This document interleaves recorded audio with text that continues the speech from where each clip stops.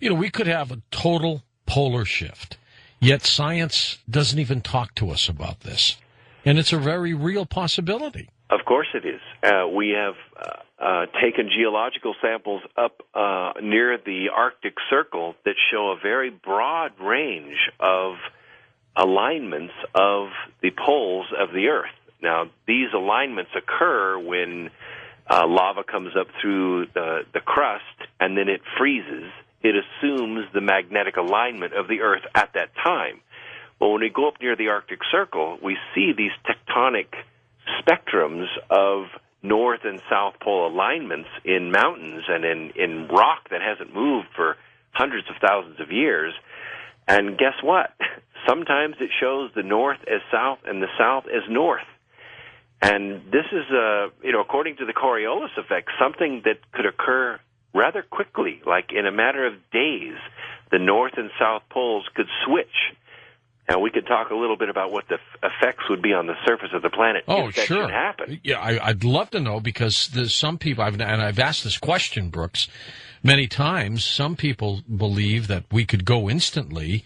Other people think it's gradually, and some people think nothing will happen at all, which I don't believe. I think it'll be pretty drastic. There's too much evidence that the poles do shift. North and south poles do shift. And if the core is detached from the crust, as we believe, and the core is thus counter-rotating against the crust, creating our powerful magnetic field, which we call a magnetosphere, if all those things are true and line up, then we are setting ourselves up, or the planet is set up to do a Coriolis flip, that the north and south poles could flip. And I mean in somewhere between 72 hours and 5 days, this flip could be complete. Now, it doesn't take an atmospheric physicist to understand what's going to happen, but I'll explain it briefly.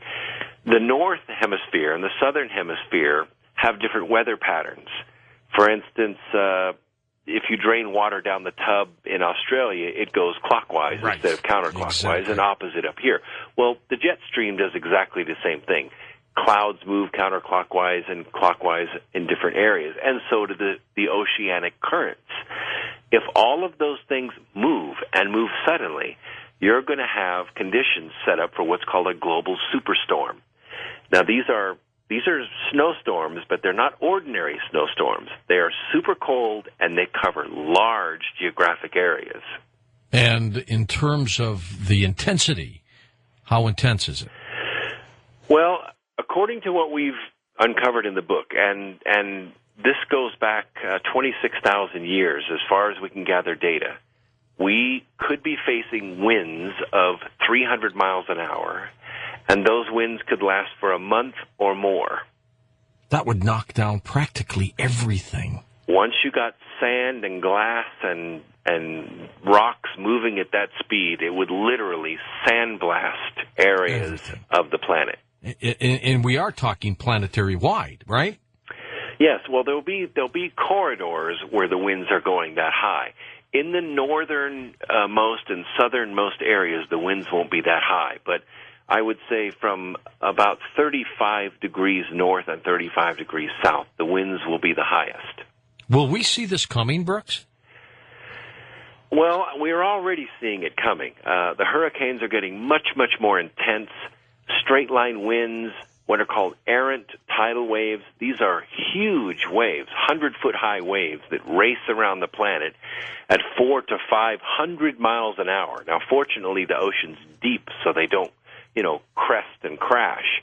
But there are ocean liners that are reporting these errant tidal waves that go racing around the planet. And now the frequency's up to more than one a month.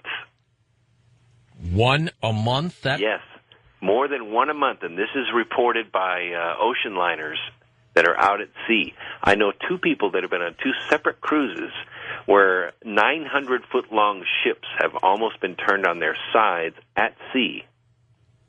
And your projection of wind speed, for example, 300 miles an hour, that could be a low projection.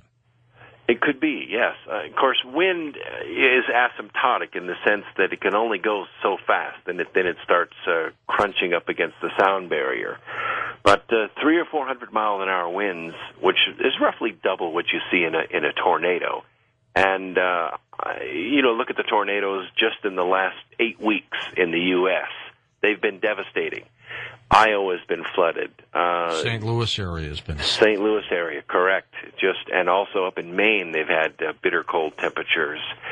It's, in fact, here in Washington State, they had the coldest, longest winter they've ever seen. More snow than ever. Could this trigger an ice age? It could, and it's funny because ice ages, it's believed in the past, sort of creep up on you. That's not the way they occur at all. Ice ages occur suddenly. They drop 8 to 10 feet of snow. It doesn't melt off during the summer. It reflects a lot of energy back out into space, which is called the albedo effect. Right now, Earth is warming because it's absorbing energy and from the sun and from other sources. But when it reflects that energy out into space, it cools. Now, that occurs 2 ways. One is if we get very high cloud cover. That is usually accompanied by cosmic radiation during high solar flare activity. Right now, we have no solar flare activity. There's been no sunspots appreciable for months. Scientists are getting concerned about that. Yes, and we thought that solar cycle 24 had started. We saw a high-latitude reverse polarity sunspot 3 months ago, but we really haven't seen any follow-ups. And now we've seen sunspot 1,000 from solar cycle 23, and they're rather benign, and they're small, and they don't even last during one revolution of the sun. So, and we're seeing very low solar winds, 300 or 400 kilometers a second, and very low proton counts, which means we're really not receiving that much cosmic radiation from the sun, at least in the wavelength that would cause high-altitude clouds, which would cause the Earth to cool. However, we are beginning to start solar cycle 24, and if it starts in earnest and does what solar scientists think it's going to do, along around 2012, it is going to be intense. And we're talking X-class flares above 7, maybe as high as 9 on a regular basis. This could cause high-altitude cloud cover and really rapid cooling of the Earth. Edgar Cayce predicted Earth changes on this planet, specifically at a map of North America. It looks like half of the United States is underwater. You think this is very possible? It is possible, and it has happened before. If you look at the topsoil distributions of the United States, much of the United States has been underwater before. The mineral deposits that are laying right now in farmland across our continent indicate that much of the United States was underwater or under ice at one time.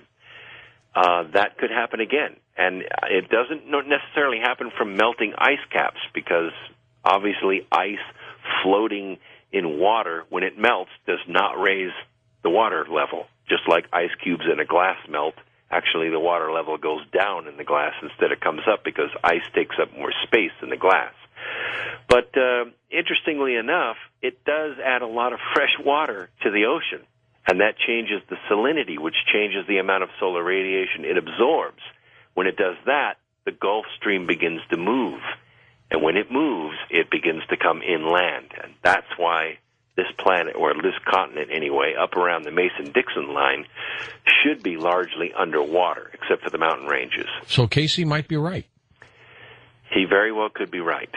And we're beginning to see a lot of, with the catastrophes, how we cannot handle even some flooding cases in various parts of this country. We can't handle it. No, not enough sandbags to hold back. And we're just talking about holding back rivers. Try to hold back the Gulf of Mexico when it comes up the Mississippi River. You can't do it. You can't do it at all.